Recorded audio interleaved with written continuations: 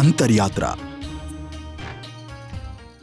जय जिनेंद्र बंधु, पुनः स्वागत है आपका कार्यक्रम अंतर यात्रा में। इस अंक में हम लगातार चर्चा कर रहे हैं परम पूज्य पन्यास प्रवर कुलदर्शन विजय जी महाराज साहिब से, जहां कल के एपिसोड में हमने उनसे उनके जीवन के बारे में जाना व बच्चों में सही संस्कार का बीजारोपण कैसे किया जाए इस पर चर्चा की। उसी कड़ी में आज हम पूज्य श्री से धर्म व युवाओं से जुड़े कुछ विशेष पहलुओं पर चर्चा करेंगे। तो चलिए आज की प्रस्तुति का शुभारंभ वहीं से करते हैं जहां से बीते दिन आपसे विदा लिया था।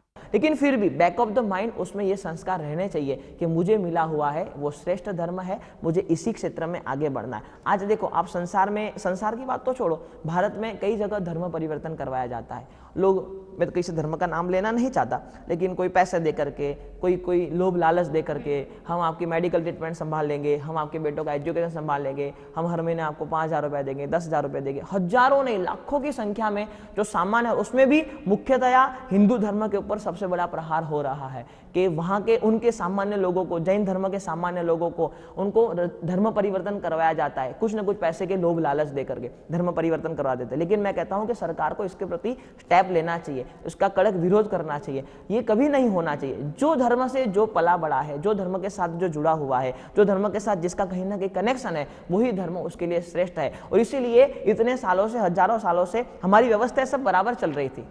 जिसका जो काम था वो काम करता था, जिसका जो धर्म था वो धर्म के हिसाब से उसका जीवन चलता था।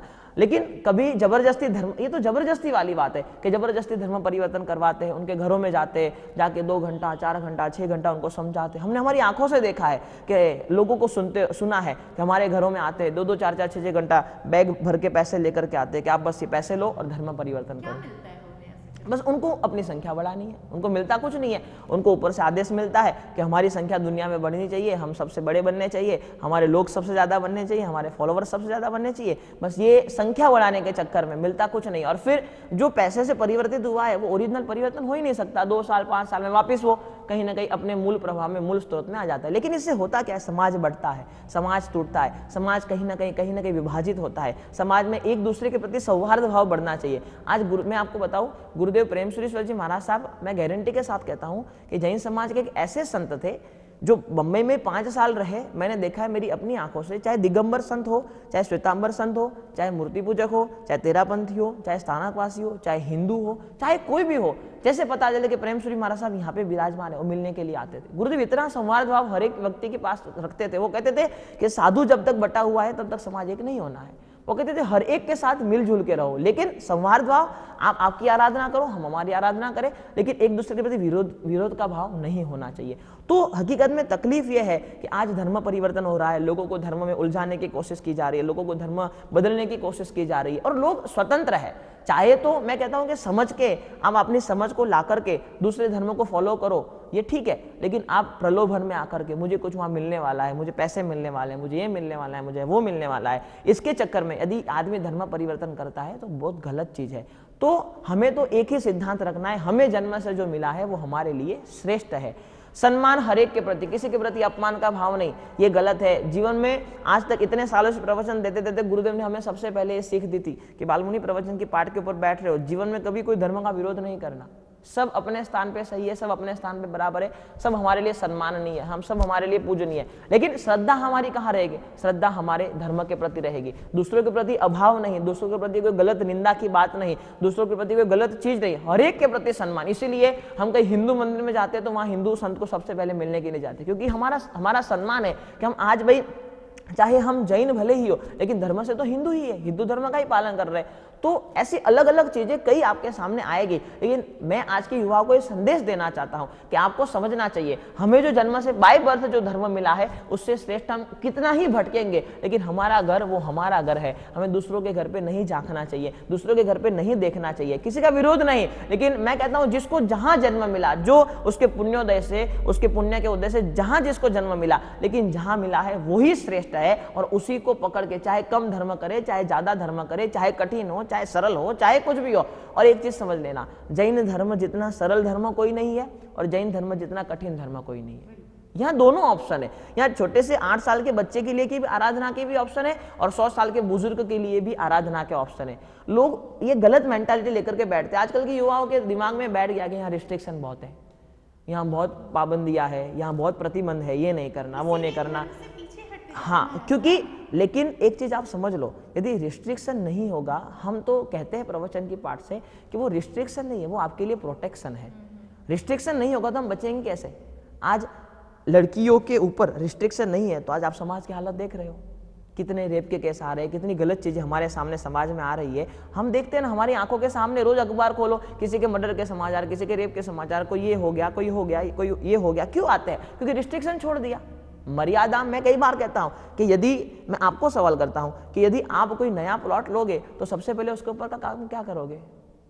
उसकी बाउंड्री वॉल बनाओगे। उस कोई भी नई जमीन खरीदोगे तो आप क्या करोगे? पहले उसकी बाउंड्री वॉल बनाओगे, क्योंकि आपको पता है कि खुली जमीन सेफ नहीं है। बस इसी तरह से हमारा जीवन है। यदि जीवन में बाउंड्री वॉल ही निकल गई तो फिर तो कोई भी, यदि आपने बाउंड्री वॉल नहीं बनाई तो कोई भी आदमी आके कब्जा कर लेगा, कोई भी आदमी आके वहां डेरा डाल देगा, फिर आप उसको हटा नहीं सकते, फिर बड़ा मुश्किल हो जाएगा। लेकिन जो समझदार आदमी है वो सबसे पहले क्या करता है? प्लॉट खरीदा, पहले बाउंड्री वॉल का काम, मकान भले 10 साल बाद बनाए लेकिन बाउंड्री पहले बना देता है। तो इसी तरह से हमें समझ लेना चाहिए कि जीवन में कहीं ना कहीं बाउंड्री लाइन होनी चाहिए, रिस्ट्रिक्शन जरूरी है। ये लोग जो कहते हैं कि हम ईट ड्रिंक एंड मैरी, खाओ पियो मजे करो, जो करना है जीवन में करो, ये जीवन नहीं होता। जीवन में धर्म जरूरी है। और इसीलिए मैं कहना चाहता हूँ कि ये रिस्ट्रिक्शन नहीं है। आज की युवाओं को मैं संदेश देना चाहता हूँ कि धर्म में जितने भी रिस्ट्रिक्शन है, ये रिस्ट्रिक्शन नहीं है, ये प्रोटेक्शन है, आपको बचाने के लिए। और प्रोटेक्ट यदि होना है तो कहीं ना कहीं रिस्ट्रिक्शन में आना ही पड़ेगा। सीता ने लक्ष्मण रेखा क्रॉस करी तो उसको रावण उठा करके गया। यदि वो लक्ष्मण रेखा में रहती तो दुनिया की कोई ताकत उसको नहीं उठा सकती थी। इसी तरह से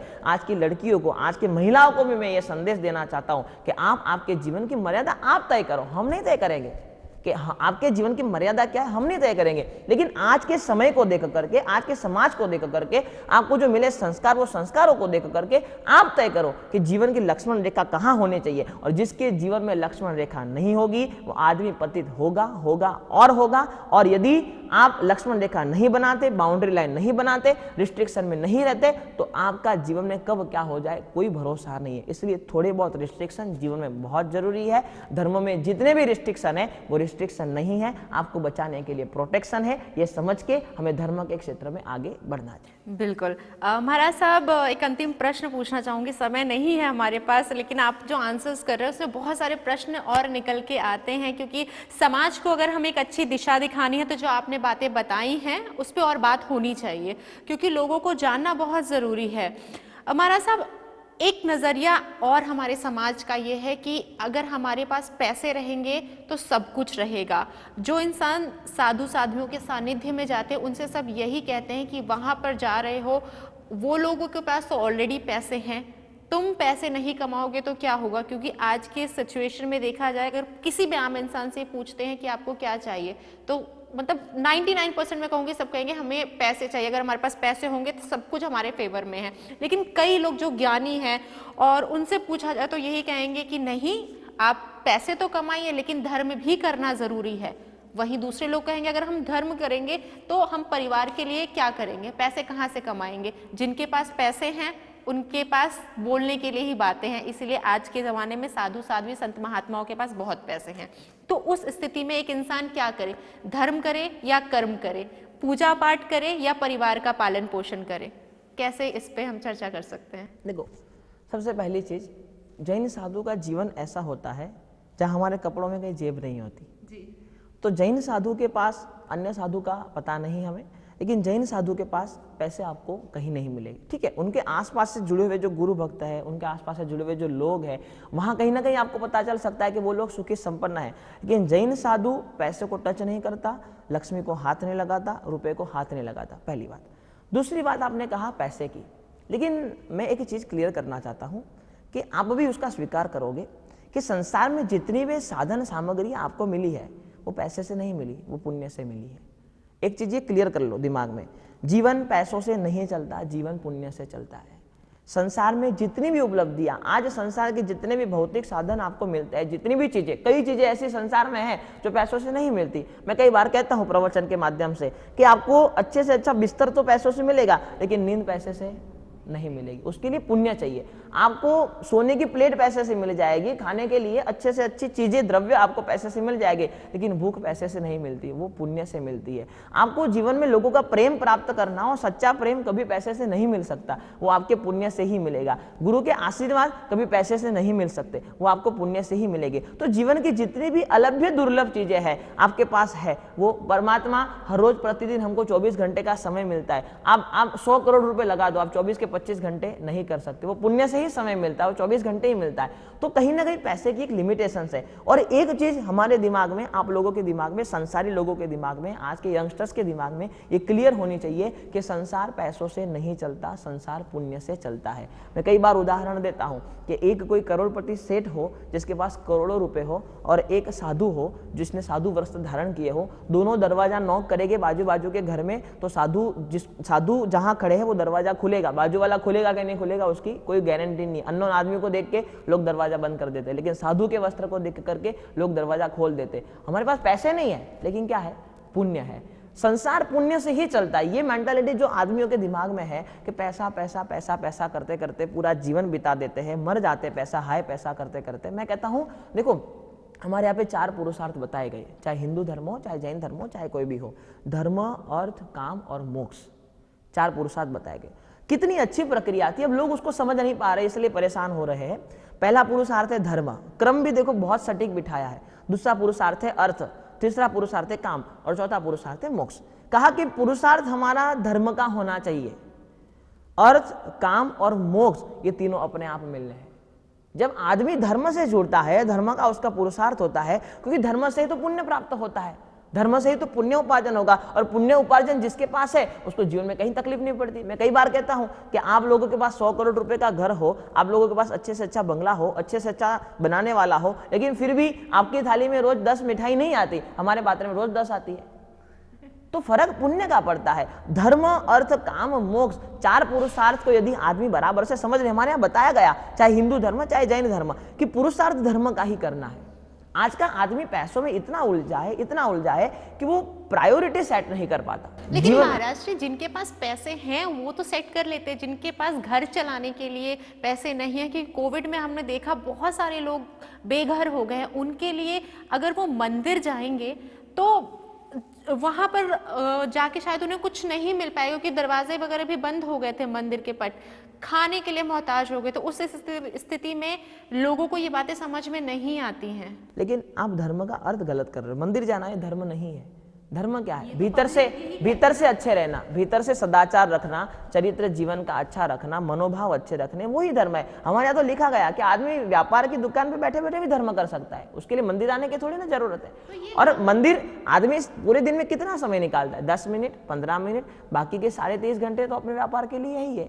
तो ये तो बहानेबाजी है कि हम मंदिर में जाते तो हमारे पास समय नहीं बचता। समय सब कुछ है। स्वामी विवेकानंद कहते थे कि जो ये कहता है कि मेरे पास समय नहीं है, वो दुनिया का सबसे आलसी इंसान है। इंसान क्यों कहता है कि हम मंदिर जाते हैं और पुण्य कमाते हैं? मंदिर जाते हैं, पुण्य कमाते हैं, तो उसमें तो कोई दो राय है ही नहीं। मंदिर तो जाना ही है पुण्य कमाने के लिए, लेकिन ऐसा ही नहीं है कि मंदिर जाए तभी पुण्य मिले। एकांतवाद, देखो अनेकांतवाद वाली यहाँ प्रक्रिया है। ऐसा नहीं है कि जो मंदिर नहीं जाता उसको पुण्य नहीं मिलता। भ्रम तो यही है ना महाराज साहब? नहीं, ऐसा नहीं। वो भ्रम इल्यूजन कुछ भी हो सकता है, उसका कोई रास्ता नहीं, लेकिन सच्चाई ये नहीं है कि मंदिर जाना ही चाहिए तभी आपको पुण्य मिलेगा। मंदिर जाना चाहिए, हर एक श्रावक का कर्तव्य है। प्रतिदिन प्रातः परमात्मा के साथ कनेक्ट हो, परमात्मा के साथ जुड़े, परमात्मा के दर्शन हो। जब अच्छी मैं कई बार कहता हूँ प्रवचन में कि मंदिर क्यों जाना चाहिए? मंदिर इसलिए जाना चाहिए कि हम पॉजिटिविटी में रहें।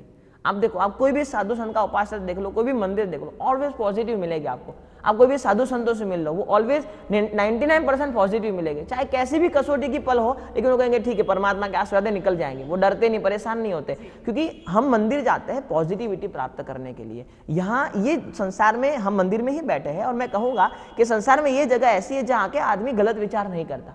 बाकी घर में भी गलत विचार आते हैं, व्यापार में भी आते हैं, ऑफिस में भी आते हैं, बाहर घूमने जाते हैं वहां पर भी आते हैं, लेकिन एक जगह हम कम से कम एशिया वाले लोग धर्म से जुड़े हुए हैं, और इसीलिए मंदिर में आकर के कोई किसी को मारने का विचार नहीं करेगा। दुश्मन भी सामने आएगा तो कहेगा अभी तो नहीं, अभी तो परमात्मा के सामने अभी कुछ नहीं, बाहर जाके जो हिसाब किताब करना है देख लेंगे।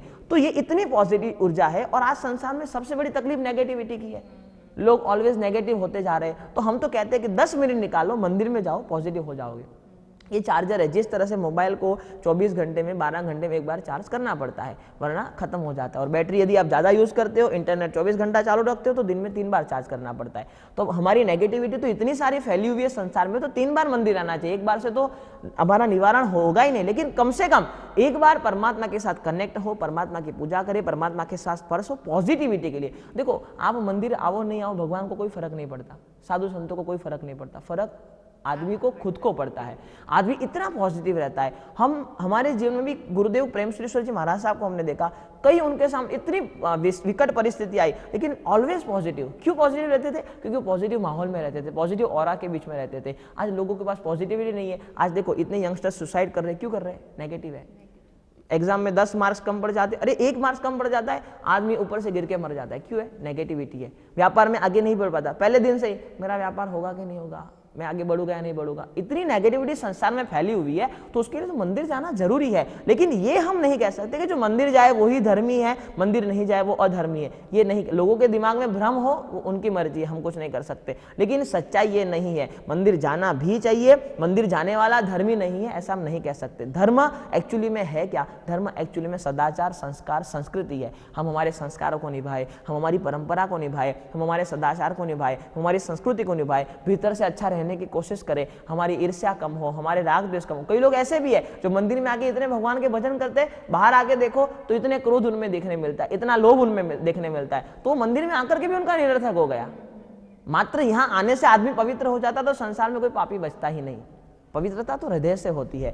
उनके लिए बस वो जो प्रश्न मैंने आपसे पूछा था कि क्या करे एक आम व्यक्ति, धर्म करे या कर्म, यानी परिवार का सेवन। जिस इंसान के पास पैसे नहीं है, पैसा वर्ड यानी यहाँ पर परिवार का सेवन है, तो उसे क्या करना चाहिए? अगर वो 2 राहें में है तो उसे कैसे अपने आप को संभालना? उसको दोनों राह पे चलना चाहिए। देखो, ऐसा है, कौन सा है? धर्म भी करे, संसार को भी संभाले, जिम्मेदारियां भी संभाले, परिवार को भी संभाले, बस प्रायोरिटी सेट करे, भीतर से अच्छा रहने की कोशिश करे। दिन के 24 घंटे में से आधा घंटा धर्म के लिए निकाले, बाकी 23.5 घंटे परिवार संसार के लिए है। ये धर्म वो है जो भीतर से अच्छा रहे, किसी का बुरा ना सोचे। हमारे यहाँ बताया गया कि धर्म की व्याख्या आपने पूछा है तो मैं आपको बताता हूँ कि व्यास जी को जब पूछा गया कि आपने 18 पुराण लिख दिए, अब 18 पुराण पढ़ने का तो हमारे पास समय नहीं है, तो हम क्या करें?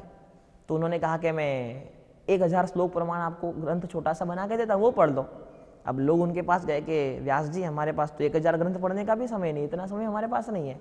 तो कहा ठीक है, मैं 100 श्लोक बना करके देता हूँ।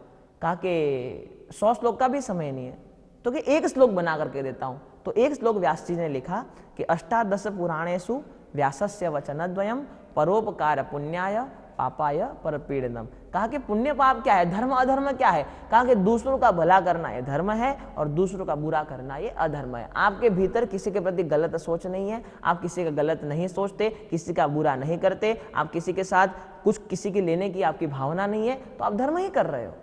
और यदि आप मंदिर में आकर के भी ये सोचते हो कि इसके पास मेरे से ज्यादा है, उसकी ईर्ष्या करते हो, इसका क्रोध, उसके प्रति क्रोध करते हो, लोभ की भावना जागृत करते हो, तब मंदिर में आकर के भी धर्म नहीं करते। तो धर्म तो हृदय का सब्जेक्ट है। ये सब चीजें जरूरी है बाल जीवों के लिए, ताकि वो धर्म से जुड़े रहे, पॉजिटिविटी में रहे। लेकिन एक्चुअली में धर्म क्या है? तो हृदय का सब्जेक्ट है। और मैं निश्चित तौर पर कह सकता हूँ कि जो आदमी हृदय से अच्छा रहता है उसको जीवन में परेशानियां कम से कम आती है। और जो हृदय से किसी का बुरा इसने सोचा है, किसी का बुरा ऑलवेज सोचता है, किसी का लेने की उसकी भावना है, तो उसको परेशानी जीवन में ज्यादा से ज्यादा आती है। उसके पास सुविधा कम होगी ऐसा हो सकता है, उसके पास साधन कम होगी ऐसा हो सकता है, लेकिन मन से हैप्पी रहेगा। आज हमने संसार में ऐसे लाखों करोड़ लोग देखे हैं। हम बालकेश्वर चतुर्मास करके आए, 100 करोड़ रुपए का फ्लैट हो, नीचे 5 करोड़ की गाड़ी पड़ी हो, हजारों करोड़ का बैंक बैलेंस हो, लेकिन फिर भी 2 गोली लिए बिना नींद नहीं आती। ऐसे हजारों जीवे लाखों, मन में प्रफुल्लता नहीं है, मन में प्रसन्नता नहीं है, जीवन में शांति नहीं है, आनंद नहीं है। और उससे नीचे जब चौपाटी में निकलते हैं, नीचे उतरते हैं, तो वहां झुग्गी में रहने वाले, झोपड़पट्टी में रहने वाले लोग शांति से सो जाते हैं। तो ये आनंद तो मन का सब्जेक्ट है, वो कोई साधनों से नहीं तोला जा सकता। और जो व्यक्ति धर्म से जुड़ा हुआ है उसके पास साधन चाहे कम हो, लेकिन मन की प्रसन्नता कम नहीं होगी। हमारे यहाँ लिखा गया है कि धर्मी व्यक्ति दुखी नहीं हो, धर्मी व्यक्ति के जीवन में दुख ना आवे, ऐसा नहीं हो सकता। धर्मी के जीवन में दुख आते हैं, बहुत परेशानी आती है, लेकिन वो दुखी नहीं होगा, उसकी गारंटी। हमारे जीवन में भी दुख आते हैं, लेकिन हम दुखी नहीं होते। तो धर्म से जुड़ना यानी हम भीतर से अच्छा बनने की कोशिश करें। जो क्रियाएं हैं खुद की क्रियाएं करें, उसमें कोई परेशानी नहीं है, लेकिन भीतर से अच्छा बनने की कोशिश करें। आदमी को धर्म भी करना चाहिए, कर्म भी करना चाहिए, और दोनों का समन्वय हो, उसी का नाम तो संसार है। वरना तो आदमी पशु बन जाएगा। अकेला कर्म करता रहेगा तो पशु बन जाएगा, अकेला धर्म करता रहेगा तो संत बन जाएगा। लेकिन संसार में रहना है तो धर्म और कर्म दोनों का, और जिसको दोनों का समन्वय करना नहीं आता वो आदमी परेशान होते हैं। तो मेरा तो संदेश है कि आपके जीवन की प्रायोरिटी लिस्ट ऐसे बनाओ, धर्म के साथ जुड़े रहो। कहीं ना कहीं धर्म भी जीवन में जरूरी है, बिना धर्म सब शून्य है। धर्म होगा तो ही हमारा जीवन चलेगा, हमारा परिवार चलेगा। धर्म से जुड़े रहे, भीतर से अच्छा रहने की कोशिश करें और संसार को भी चलाए, क्योंकि धर्म और कर्म का समन्वय हो, उसी का नाम तो संसार है। बिल्कुल महाराज साहब, पारस चैनल के बहुत सारे दर्शक आपको सुन रहे होंगे। युवाओं के लिए अगर मैं स्पेसिफिक वर्ड यूज़ करूं, जैसे आप युवा लोगों को बहुत प्रेरित करते हैं, युवा सम्राट भी आपको सब कहते हैं, तो उस सेंस में आपके लिए आप क्या मैसेज देना चाहेंगे दर्शकों को? मैं हिंदुस्तान के युवाओं को एक ही मैसेज देना चाहता हूं कि जीवन में अपने संस्कार, अपने संस्कृति और अपनी परंपरा को पकड़ के रखें। यदि आपको सुखी होना है, आगे आना है, समाज में इज्जत चाहिए, नामना चाहिए, पैसे चाहिए, धन चाहिए, सब आपको मिलेगा, लेकिन संस्कार, संस्कृति, परंपरा को पकड़ के रखें। दूसरी बात, आप मात्र आज के युवाओं में सबसे बड़ी दिक्कत यह है, बेरोजगार है। इतने सारे युवा बेरोजगार है, हम सोच नहीं सकते। हमारे पास इतने सारे केस आते, इतने सारे लोग आते, हमारे साहब ये डिग्री ले ली, हमें कुछ नहीं आता, ये डिग्री ले ली, हमें नौकरी नहीं मिल रही, हमें क्लार्क बनना है, हमें जॉब नहीं मिल रही है। आज हजारों नहीं लाखों युवा बेरोजगार है भारत में। आप अलग अलग स्टेट में जाओ, अलग अलग इतने सारे लोग आपको मिलेंगे। लेकिन मैं आपको कहना चाहता हूं कि आज के युवाओं को संदेश देना चाहता हूं कि मात्र डिग्री के आधार पे अपना जीवन मत चलाओ, हुनर भी सीखो। पहले के समय में युवाओं को हुनर आता था, डिग्री की नौकरी न मिले, जॉब न मिले, तो हुनर में जो चीज आती थी वो चीज कर लेते थे। लेकिन आज के हमारी मेंटालिटी हो गई है, हमको ऑफिस में काम करना है, हम भूखे मर जाएंगे, लेकिन कुछ हुनर नहीं सीखेंगे, कोई छोटा सा काम नहीं सीखेंगे, हमारे जीवन में जहां से आजीविका मिल सके ऐसा नहीं सीखेंगे। मैं कहता हूं हमें दूसरे धर्म के लोगों से प्रेरणा लेनी चाहिए कि वो लोग इतना हुनरमंद है, इतने हुनरमंद है, वो ऑफिस की बात ही नहीं करते। वो लोग ये सोचते हैं कि हम हुनर सीखे और हुनर से पैसे प्राप्त हो गए, पैसे मिलेंगे, आजीविका चलेगी। मैं युवाओं को ये निर्देश देना चाहता हूं, ये बताना चाहता हूं कि जीवन में कोशिश करो कि हुनर सीखो। हम डिग्रियों के भरोसे नहीं रह सकते। जिसके पास डिग्री है उसको पैसे मिलेंगे या उसका व्यापार बनेगा, उसकी कोई गारंटी नहीं है। लेकिन आपके पास एक भी अच्छा हुनर होगा तो आप निश्चित तौर पर आप अपने जीवन को बेहतर तरीके से चला सकोगे। ज्ञान प्राप्त करो और हुनरमंद बनोगे तो जीवन में कभी दुखी नहीं होगे। और तीसरा संदेश मैं युवाओं को यह देना चाहता हूं कि ज्ञान के समीप रहने की कोशिश करो। कम से कम रोज 10 मिनट, 15 मिनट, 20 मिनट आप व्हाट्सएप के ऊपर, सोशल मीडिया के ऊपर, फेसबुक के ऊपर, इंस्टाग्राम, स्नैपचैट के ऊपर घंटों निकाल देते हो। मैं कहता ठीक है, आपका जीवन, आपकी मर्जी, आपको जो मन आए करो, लेकिन कम से कम दिन की 15 मिनट, 20 मिनट, आधा घंटा पढ़ने के लिए, रीडिंग करने के लिए निकालो। क्योंकि संसार के जितने भी बड़े बड़े लोग हैं वो कहीं ना कहीं रोज रीडिंग करते हैं, क्योंकि नया नया ज्ञान आपको प्राप्त होता रहेगा, जीवन में कभी दुखी नहीं होगे। तो मैं युवाओं को ये 3 ही संदेश देना चाहता हूं। अपने संस्कार, संस्कृति, परंपरा से जुड़े रहे, बेरोजगारी से रोए मत, परेशान मत हो, हुनर सीखो। हुनर सीख के अपने जीवन में आगे बढ़ने की कोशिश करो और ज्ञान के समीप रहो। माता पिता का जो आशीर्वाद आपको मिला है, माता पिता का ऋण अदा करने की कोशिश करो, तो निश्चित आपके जीवन में कोई परेशानी नहीं आएगी। महाराज साहब, आज आपने जो बातें बताई है अपने दर्शकों को जरूर बताना चाहूंगी। अगर हम पहले की बात करते हैं तो संत महात्मा जब जंगलों में या पहाड़ों पे जाकर यात्रा करते थे, प्रवचन करते थे, स्वाध्याय करते थे, मेडिटेशन करते थे, तो उनका जीवन वहीं पर समाप्त हो जाता था। लेकिन आज के संत की बात करूं, जैसा कि आज हमने आपके माध्यम से सुना, आपने न सिर्फ ज्ञान की बातें बताई हैं बल्कि वो चीजें भी यहाँ पर लाई हैं जो आज साइंस मानता है। जैसे अगर हम देखें आजकल के ज़माने में रीडिंग को बहुत ज़्यादा महत्व हर कोई देता है, तो इसीलिए आजकल जब हम संतों के सानिध्य में जाते हैं तो सिर्फ हमें प्रभु भक्ति का अवसर नहीं मिलता है, बल्कि जो आजकल आधुनिकता के दौर में जो चीज़ चाहिए उसकी भी जानकारी मिलती है। आपसे बात करके बहुत अच्छा लगा महाराज साहब, तहे दिल से धन्यवाद करना चाहूँगी। और सचमुच आपसे मैं चाहूँगी कि पारस चैनल हमें दोबारा मौका दे आपसे चर्चा करने के लिए, क्योंकि बहुत सारी ऐसी चीज़ें और हैं जो मुझे आपसे पूछना है और मैं चाहूंगी वो चैनल पर भी आए। तो बहुत बहुत धन्यवाद। मतहीन वंदामी महाराज श्री, बहुत अच्छा लगा आपसे बात करके। पारस चैनल को आपने अपना समय दिया, बहुत बहुत धन्यवाद। तो बंधुओं, आपसे बस यही कहना चाहूंगी, आज आपने महाराज साहब को सुना यहाँ पर और आपने देखा कि कर्म जितना जरूरी है धर्म भी उतना जरूरी है। बस हमें जानना यह है कि धर्म और कर्म की सही परिभाषा क्या होती है, वो इस कार्यक्रम के माध्यम से आज आपने जाना। इसी उम्मीद के साथ, इसी कामना के साथ कि एक और संत की अंतर यात्रा आपको दिखाएंगे, जीवन की चर्या आपको दिखाएंगे, क्योंकि उनका सानिध्य आपको जितना मिले उतना कम है। आज के लिए बस इतना ही। पुनः होगी मुलाकात आपसे अंतर यात्रा के एक और अंश में। तब तक के लिए जय जिनेंद्र।